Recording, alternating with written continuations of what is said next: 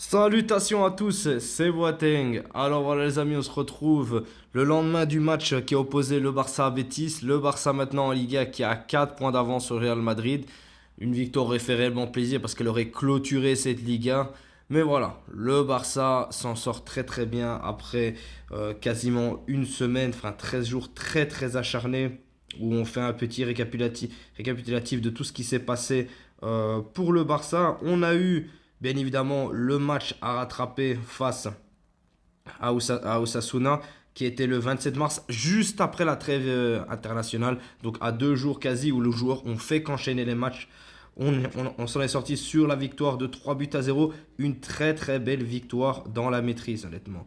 Une victoire qui a fait réellement plaisir. Et une victoire qui nous permet de nous conforter au maximum pour toujours être premier dans cette Liga.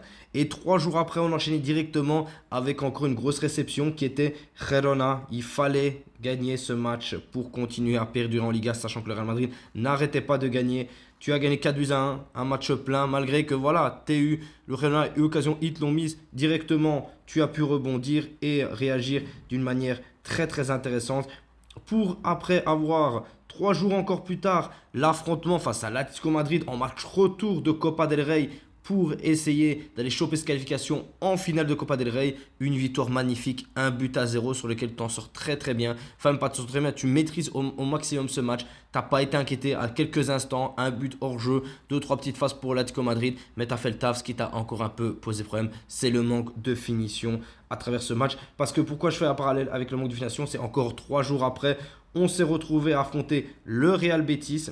Ce Real Betis que tu as dû affronter dans le cadre de la Liga après que le Real Madrid ait perdu la dernière minute chez eux contre Valence. Tu aurais pu passer à 6 points d'avance. Tu fais le match nul, un but partout où tu as comme été supérieur au Real Betis, mais tu n'as pas su concrétiser tes actions et tu as été puni sur la seule action qu'ils ont eue.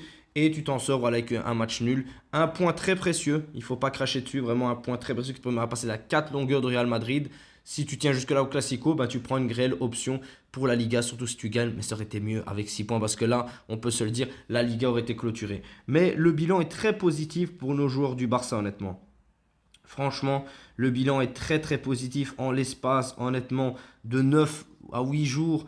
Le Barça enchaîne 3 victoires et un match nul, dont une victoire en Copa del Rey en match retour à l'extérieur.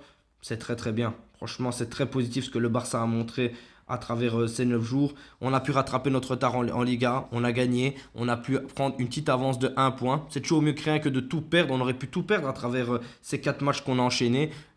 Tout s'est très bien passé. Alhamdoulilah, voilà, on a pu concrétiser le maximum et gagner et avoir même une petite avance. Donc on voit vraiment le travail d'Hansi Flick. Et Hansi Flick qui malgré tout a fait tourner. Il a mis du Rafinha sur le banc, du Inigo Martinez sur le banc, du Ferran Torres qui l'a un peu plus titularisé. Il a mis aussi à un moment du Lewan sur le banc. Il a mis du Fermin Lopez sur le banc. À un moment il a mis aussi du De Jong. Il a commencé avec du Eric Garcia. Il a mis du Inigo, du Koubarsi. Enfin voilà, il y a eu des turnovers. Il y a eu du Gérard Martin qui est monté. Un peu moins pour Koundé qui enchaîne énormément de matchs. Lamine Yamal aussi, tout comme Pedri. Pedri qui a pu se reposer à quelques matchs sur les secondes mi-temps. Maintenant, tu as ces 4 jours bien mérités de repos avant d'affronter Dortmund. Et après, tu es encore parti pour 3 jours. 3 jours, tous les 3 jours, tous les 3-4 jours. Avoir des gros matchs qui vont s'enchaîner. Ça va être la route finale. Franchement, c'est du très très très lourd qui nous attend pour cette fin de saison. Et on se demande, est-ce que le Barça peut aller viser ce triplé? Ça semble compliqué au vu de l'effectif que tu as. Mais ce que montre Hansi Flick, c'est qu'il ne veut rien laisser passer que cette équipe. Il ne laisse rien passer. Il est toujours en lice pour la Copa del Rey. Toujours en lice pour la Ligue des Champions. Premier de la Liga.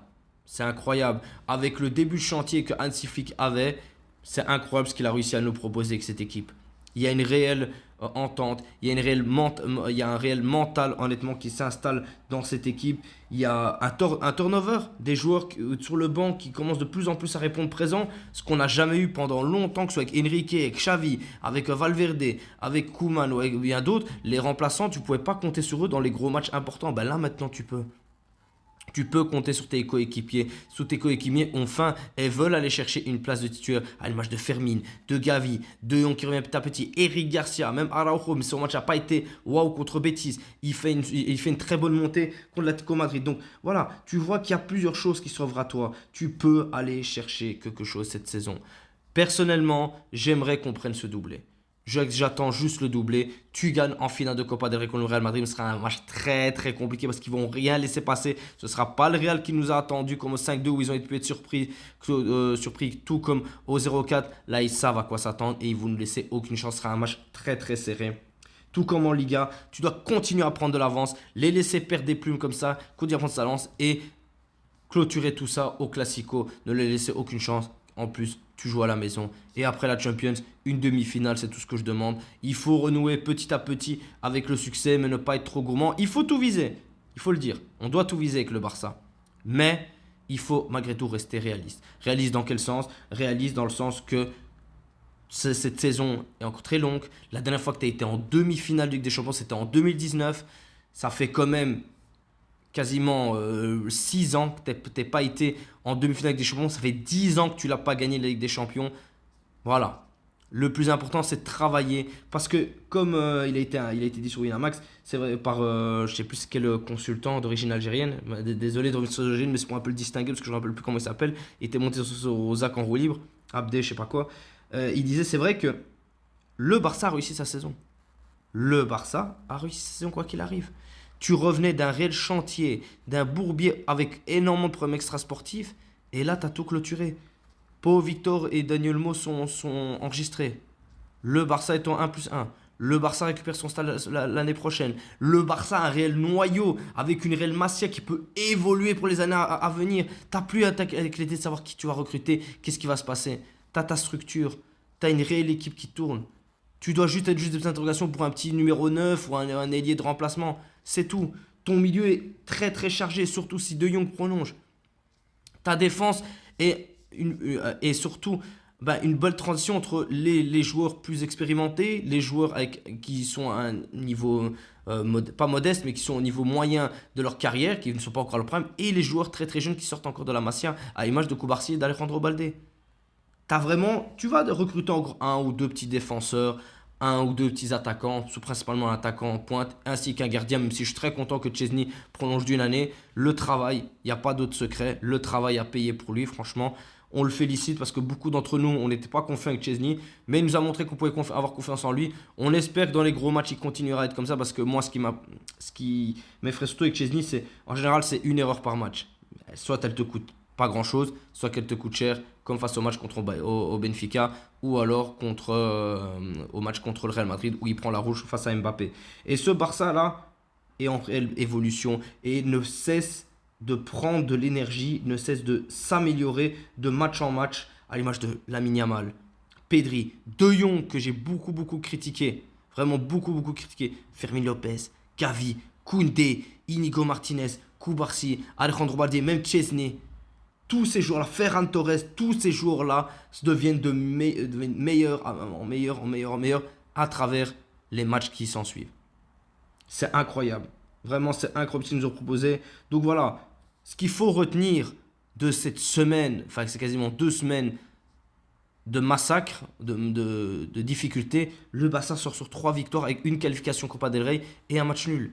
Maintenant, tu dois aller gagner contre Dortmund à domicile. Tu dois aller gagner contre Dortmund à domicile, les écraser. Pour après aller là-bas avec une très bonne avance, mais ne pas subir de remontada comme tu as pu avoir les années précédentes.